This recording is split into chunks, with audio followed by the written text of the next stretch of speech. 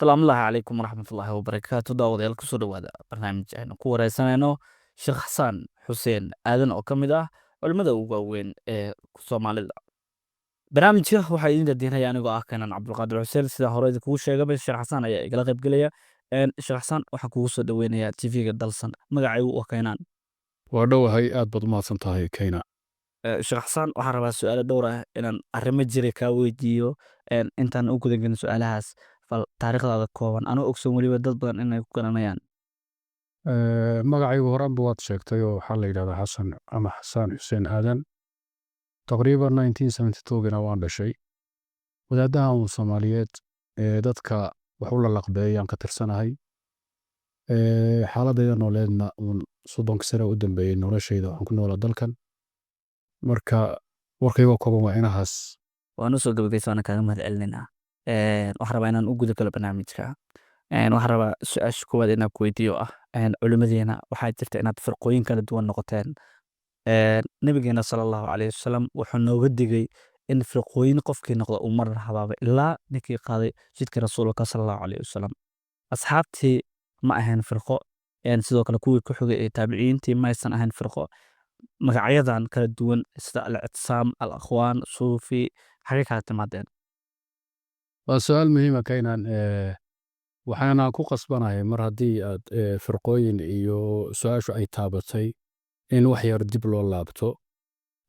Khilaafku iyo ismaandhaaf waa dabiica bashariya. Waa dabiica bini'aadamku noloshiisa ka mid oo Ilaahay subxaanahu wa tacaala baa kala duway caqligooda, aragtidooda, dabaa'icdooda, misaajkooda kala duwan.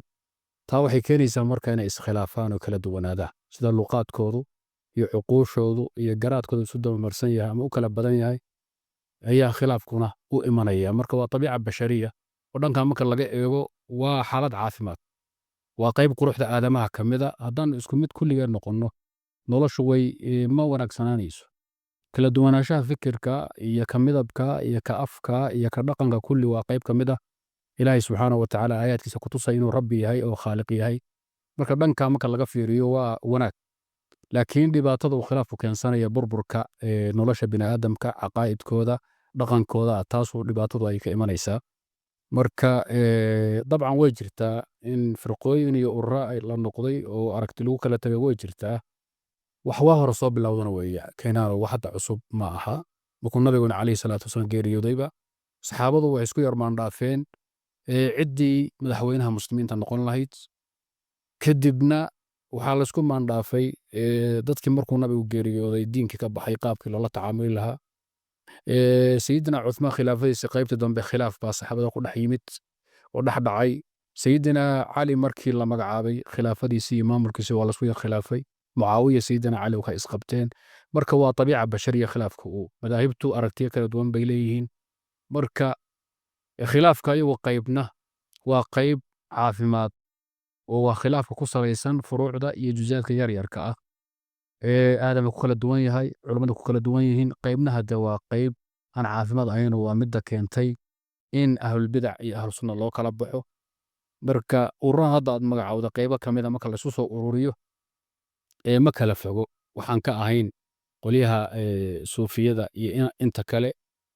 akhwaanku dhan weeyaa la odhan karaa marna ictisaam iyo wixii la halmaa la raacin karaa. marka waxay la tahay inaan khilaaf walba aan aafiya dhibaato loo arag.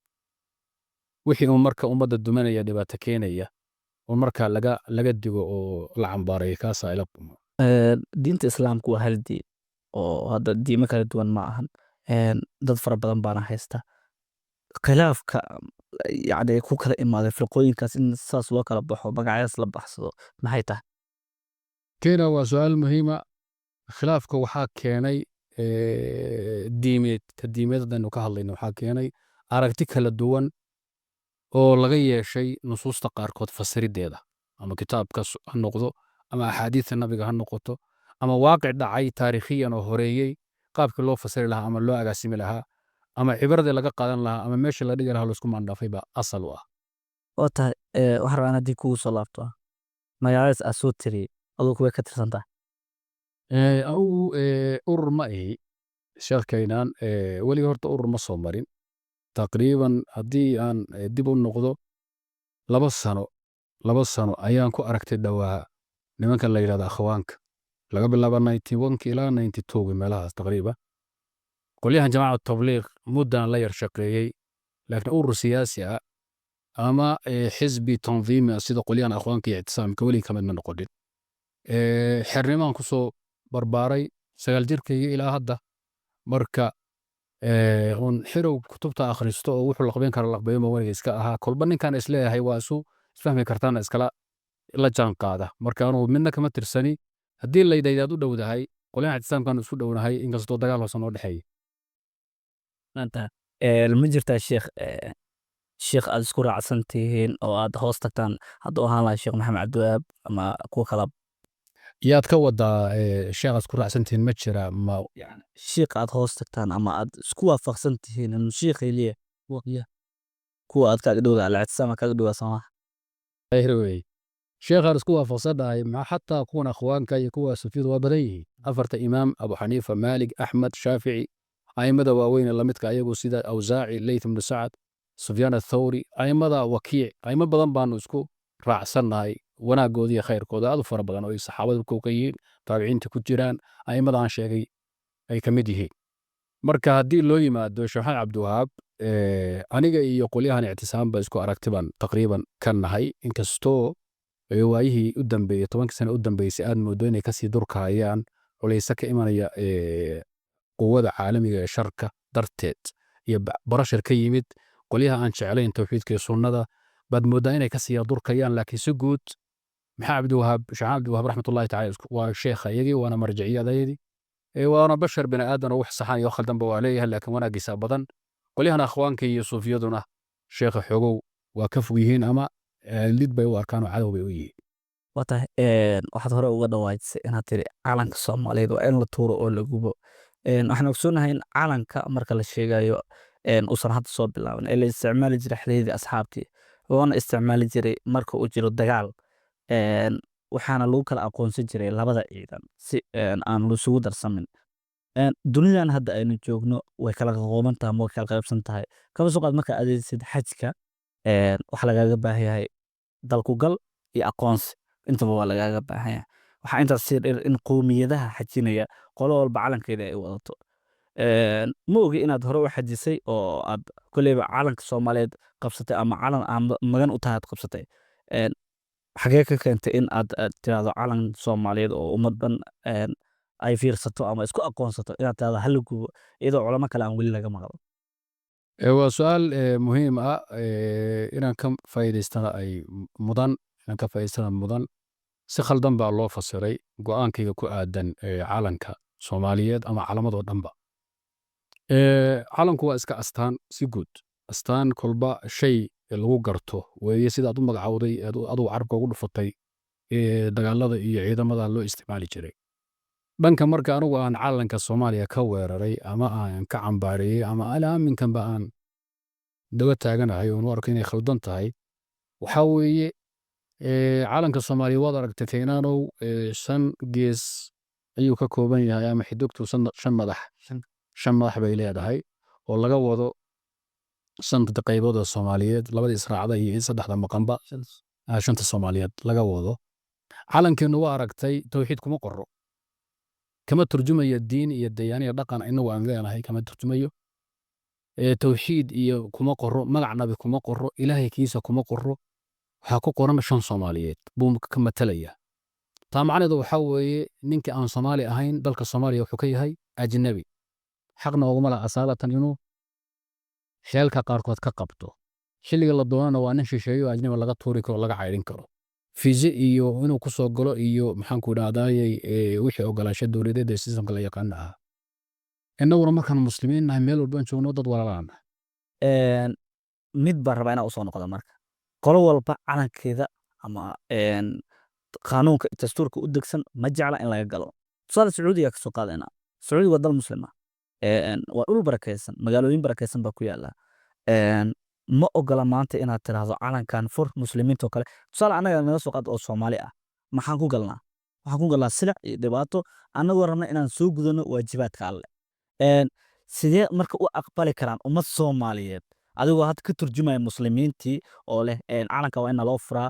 waa in muslimiinta dhan aan laga xirin. Sidee lagu aqbali karaa inaad tirahdo calanka buluuga tuura calan la'aan noqda? waa muhiim jiddan. Sheekayna waxaa weeye hadda labadoodna ka Soomaali ahaan markaan u wada hadlayno qaab baynu u wada hadlaynaa. Laakiin anigu markaan shared wadaad ama diinad xambaarsanahay, wax walboon qiimeynaya ama aan ka hadlayo waxaan ku qiimeynaya ku arkaya il wadaadnimo.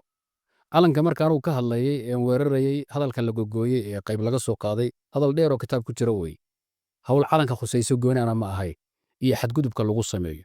Taasaa marka waxaa dhici calankan asagoo ka turjumaya wadaniyad oo asal diinkeena ka hor imanaysa. Xaggana uu yeelanayo uu leeyahay xuquuq sharciga khatar ku ah ilaahayna xaqiisii in lagu qabsada keenaysa. Dad badan waxay qalad u fahmeen lagana carooday in aad tirahdo calankan ha la gubo maadaama dad badan awoowadood ama aabahood ama adeeradood ama faracood uga maqan yahay dartood lagu laayay lagu gubay lagu jarjaray.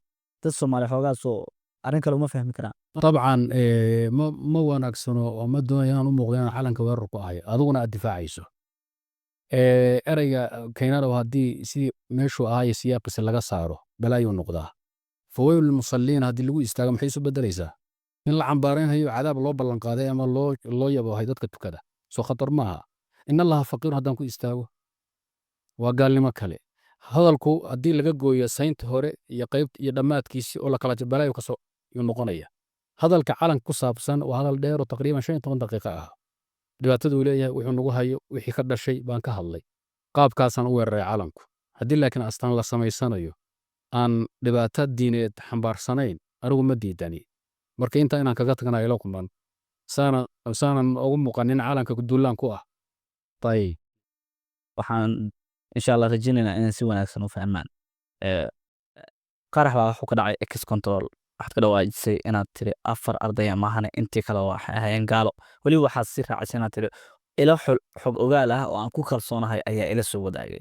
Qofka halkaas jooga ee kula soo wadaagay intaas ma waxaa jirta calaamad muujinaysa dadka halkaas ku sugnaa inay gaalo yihiin adigu sidee ku xukuntay waxaan goobjoog u ahayn? Waa su'aal adag ee laga yaabo markaan dhinacyo badan taabato keenano waana muhiim jiddan inaan khalad jiray baryahan oo baraha bulshada socday. Hadda ka hor mar baan baraarujo isbuucan dhexdiisaan filayaa inaan maantana ka faa'iidaysto maadaama martiidin ahay awshaa inaan wax ka soxo. Hadalka gebi ahaanba horta ma jiro. Waan beeninayaa. Ma jiraan X control hadal ku saabsan oo taageera oo aan jeediyey ka xasaanahan ma jiro. Xaqiiqadu waxaa weeye markuu ay hawshu dhacday X control ee dhibaatada muslimiintu ay gaadhay muslimiin badan meesha ku baabi'een oo Soomaali ah waa ka hadlay oo baraha bulshada Telegram anigu aan leeyahay bidaayatu sabiil leeyahay ku soo qoray article dheer. Wadaad kala qoray anaga u bogay waa keenay. Aminkan article-ka waa ku jira waa la arki karaa waa la akhriyi karaa. Taa marka wax jira ma aha. Oo waa been dad dana khaas leh ay qaab kale u fasireen kana faa'iidaysteen. Dalkan Kenya sirdoonkiisa qaybo ka midana way la soo xiriireen sida hadda su'aalaha ii weydiiyeen wixii jiray baan u sheegay waa dhamaysanay. Aduguna waxaan jeclahay marka inaan sidaas oo kale aad u fahanto bulshaduna sida ay u arkaan hawsha hawl jirta. Marka in qofkaas laakiin ku yiri wax ma joogo gaali ahaayeen ma jirto. Intaas waa in la raacay. Sister kama hadlinba. X control afgoy maana ka hadlinba waa been. Waxaad ka dhawaajisay inaad tiri gaalada hantidooda waa la dhici karaa oo way bannaan tahay. Waxaan ognahay in la xaaraantimay gaalka aan xarbiga ahayn oo markaas diinta duulaanka aan ku ahayn inaadan xoolihiisa taaban karin. Dad badan oo gaalaana ay ku soo islaameen dhaqanka wanaagsan ee islaamku uu leeyahay aaminka ah. Arrintaas maxaad ku daliishan kartaa hadday jirto inaad tiri gaalada xoolahooda waa la dhici karaa? Tii haddoo kale bay la mid tahay dhan markaanu ka eegno keenano su'aashaani.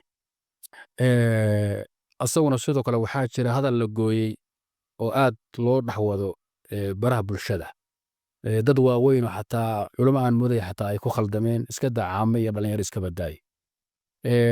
Hadalka saa u qayaxan oo gaalo xoolaha la dhici karaa ah weligay ma dhihin. Haddana ma aaminsani. Mana ku baaqayo.